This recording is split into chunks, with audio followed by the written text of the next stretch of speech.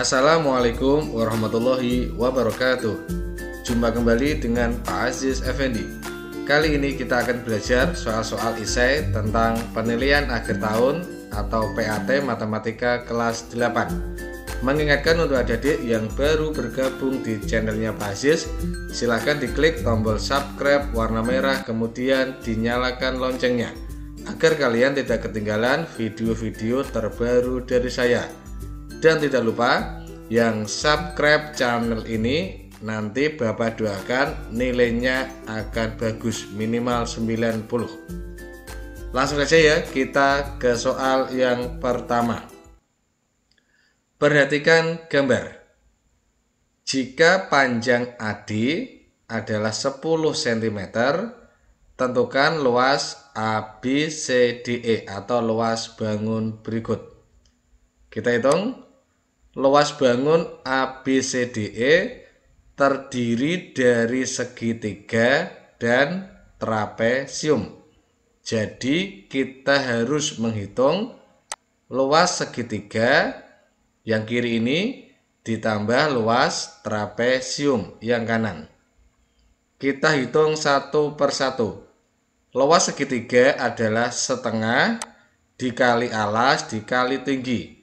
Kita lihat setengah dikali alasnya adalah AD, diketahui 10, kita tulis, dan tingginya adalah EF, belum diketahui, jadi kita tulis T.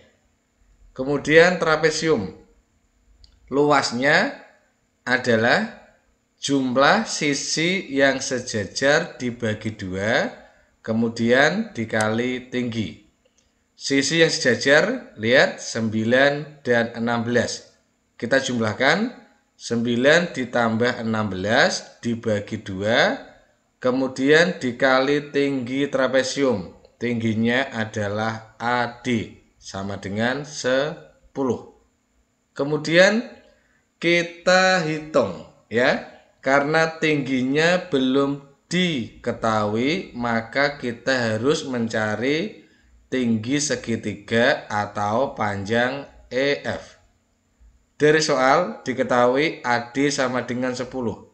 Di sini ada keterangannya jret, berarti sama panjang. Jadi ini DF 5 cm dan AF 5 cm. Sekarang perhatikan segitiga DEF. Ini adalah segitiga siku-siku. Jadi berlaku hukum Pythagoras. Untuk mencari EF, berarti EF kuadrat sama dengan, lihat sisi miringnya adalah 13.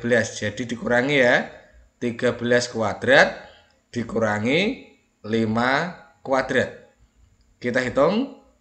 13 kuadrat 169 dikurangi 5 kuadrat 25. 169 dikurangi 25 sama dengan 144. Jadi EF kuadrat sama dengan 144. Untuk mencari EF ya tinggal di akar ya. Jadi EF sama dengan akar 144 sama dengan 12. Sekarang T12 kita masukkan ke bagian atas ini. Kita hitung setengah dikali 10 sama dengan 5. Kemudian T tinggi segitiga adalah EF, sudah kita cari yaitu 12. Ditambah, ini kita sederhanakan ya. 10 dengan 2 berarti masih 5 di atas. Jadi 9 ditambah 16 25 dikali 5. Mari kita hitung bersama. 5 dikali 12 berapa? 60. Kemudian 25 dikali 5 125. 60 ditambah 125 hasilnya adalah 185, satuannya cm persegi. Jadi ketemu adik-adik luas bangun ABCDE adalah 185 cm persegi. Mudah sekali ya. Jika kalian susah, silakan diulang-ulang video pembahasan ini sampai bisa. Kita lanjut soal berikutnya. Perhatikan, ini juga lumayan susah ya. Diketahui sebuah tangga bersandar pada tembok tegak seperti pada gambar di bawah. Ini adalah ilustrasinya. Ada tembok yang tegak, kemudian tangga bersandar. Jika sudut antara tangga dan tembok 45 derajat dan tinggi tembok 3 meter, tentukan panjang tangga. Kita disuruh mencari panjang tangga. Biar mudah, kita gambar sketsanya ya, berbentuk segitiga. Ini tembok, kemudian tangga, dan tanahnya bawah. Tanahnya ini mendatar. Jadi antara tembok dan tanah ini saling tegak lurus. Diketahui sudut antara tangga dan tembok 45. Ini tangga, sini tembok. Diketahui 45 derajat. Di sini ya, sudut antara tangga dan tembok. Karena ini 45, lihat dari keterangan tadi tembok tegak, berarti tegak lurus 90. 45 90 derajat. Jelas sudut ini antara tangga dan tanah berarti 45 derajat. Kenapa? Karena jumlah ketiga sudut segitiga sama dengan 180 derajat. Berarti 45 derajat ditambah 90 derajat ditambah 45 derajat sama dengan 180 derajat. Kemudian tinggi tembok adalah 3 meter di sini. Oke. Sekarang bagaimana kita mencari panjang tangga? Ini adalah perbandingan sudut istimewa pada segitiga siku-siku. Ingat rumus ya? Masih ingat? Materi Pythagoras? Ya, ini. Di depan 45 derajat nilainya 1. Kemudian di depan 90 nilainya akar 2. Sekarang realitanya lihat. Tinggi tembok atau sisi yang tegak ini 3. Karena rumusnya 1, di sini 3, oh berarti jelas dikalikan 3 semua. Jadi dari rumus ini kita dapat mengetahui tinggi tembok 3, maka bawahnya 3, jelas untuk sisi miringnya atau tangga 3 akar 2. Dari rumus ya, 1 akar 2. Jika dikali 3, 1 dikali 3, 3. 1 dikali 3, nanti sini 3 meter. Maka jelas yang sisi miring atau tangga ya akar 2 dikali 3, 3 akar 2. Sudah ketemu, panjang tangga adalah 3 akar 2 meter. Sekarang kita hitung dalam hitungan realita atau nyata. Akar 2 itu nilainya sekitar 1,4. Jadi jika panjangnya 3 akar 2, ya tinggal kita kalikan 3 dikali 1,4. Panjang tangga 3 akar 2, artinya 3 dikali 1,4. Karena akar 2 senilai dengan 1,4. Kita hitung 3 dikali 1,4. Berapa? Yuk. Mudah ya? Sama dengan 4,2. Satuannya adalah meter. Jadi panjang tangga adalah 4,2 meter. Mudah sekali, harus bisa. Soal selanjutnya. Perhatikan gambar. Nah, ini mudah sekali ya, ada gambar lingkaran. Pertanyaannya, tentukan luas juring COD. Ini yang diwarnai dengan warna hijau kebiru-biruan ya. COD yang berwarna hijau ini juring. Sudutnya 72 derajat. Bagaimana untuk mencari luas juring COD? Ya mudah ya. kita bandingkan sudut pada juring dibanding sudut pada lingkaran dikali luas lingkaran. Karena juring adalah bagian dari luas lingkaran. Sudutnya 72, berarti 72 kita bandingkan dengan sudut lingkaran 360 dikali luas lingkaran. 72 per 360 jika disederhanakan menjadi 1/5.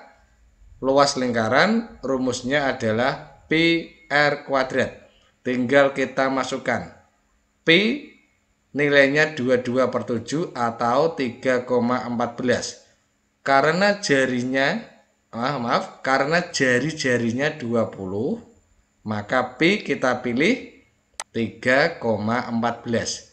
Jadi 1/5 dikali pi 3,14 dikali r kuadrat, ya 20 dikali 20. Kita sederhanakan ya. 20 dibagi 5 dapat 4 di atas. Berarti 3,14 dikali 20 dikali 4 80. 3,14 dikali 80 hasilnya adalah 251,2 cm persegi. Jadi ketemu adik-adik, luas juring COD adalah 251,2 cm persegi. Mudah ya, semoga dapat dipahami. Soal berikutnya, perhatikan gambar. Tentukan luas limas TKLMN jika panjang TM sama dengan 13 cm. Kita tulis TM sama dengan 13 cm. TKLMN adalah limas dengan alas sebuah persegi, yaitu 10 kali 10. Jadi untuk menghitung luas limas atau luas bangun sama dengan luas alas, ini ya, KLMN ditambah 4 sisi tegak. Sisi tegak itu berbentuk segitiga. Jadi luas TKLMN atau luas bangun sama dengan luas alas ditambah 4 luas segitiga atau sisi tegak. Sekarang kita hitung satu per satu ya. Karena alasnya berbentuk persegi, maka luasnya ya sisi dikali sisi. Sisinya 10, ya 10 dikali 10. Ditambah 4. Luas segitiga adalah setengah kali alas kali tinggi. Lihat, setengah kita ambil ini ya, TLM. Alasnya adalah 10, tingginya belum diketahui. Ini tingginya. Tinggi segitiga belum diketahui. Kita tulis T. Jadi untuk mengerjakan soal ini, mau tidak mau kita harus mencari tinggi segitiga terlebih dahulu ya. Bagaimana caranya? Ya kita gunakan rumus Pythagoras. Perhatikan, nggih. LM ini kan 10 cm. Kita bagi 2, berarti sini 5, sini 5. T ini garis tinggi ya, jadi siku. T kemudian ini dan M adalah segitiga siku-siku di sini. Jadi berlaku rumus Pythagoras. Bagaimana untuk mencari T? Ya tinggal T kuadrat sama dengan, karena sisi miringnya diketahui, ya jelas dikurangi ya. 13 kuadrat dikurangi 5 kuadrat. Kita hitung 13 kuadrat 169 dikurangi 5 kuadrat 25. Berapa hasilnya? 144. Jadi T kuadrat sama dengan 144. Ekuivalen T tinggal diakar. Berarti T sama dengan akar 144 nilainya sama dengan 12. Sekarang 12 kita masukkan ke T. Oke ya, kita hitung ya. 10 dikali 10, 100 ditambah 4 dikali setengah. Berapa? 2, bagus. 10, kemudian dikali T. T sama dengan 12 kita masukkan. Kemudian kita sederhanakan. 100 ditambah 2 dikali 10, 20 dikali 12, 240. 100 ditambah 240 hasilnya adalah 340 cm persegi. Jadi luas limas TABCD adalah 340 cm persegi. Jika adik-adik merasa kesulitan, silakan video ini diputar, diulang-ulang berkali-kali sampai paham ya. Soal selanjutnya. Nilai rata-rata dari 30 siswa adalah 82.